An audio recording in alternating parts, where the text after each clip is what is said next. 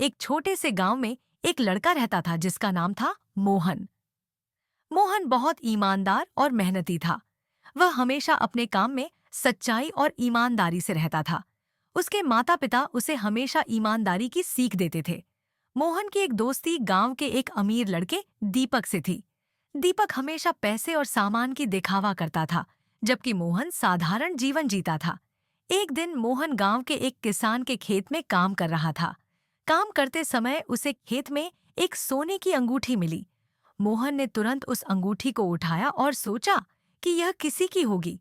उसने निर्णय लिया कि वह इसे किसान को लौटाएगा। मोहन ने किसान से कहा, बाबा, मुझे खेत में यह अंगूठी मिली है, यह आपकी है?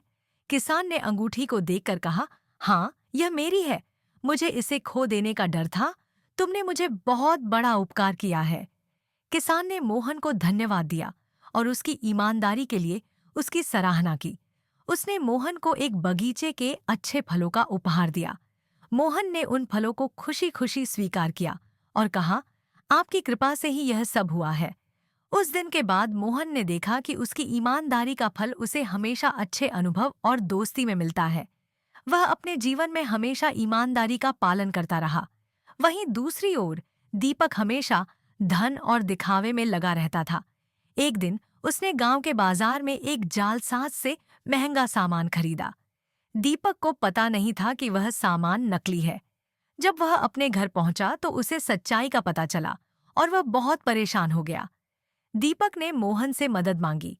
मोहन ने कहा, दीपक, तुम्हें हमेशा ईमानदार रहना चाहिए था।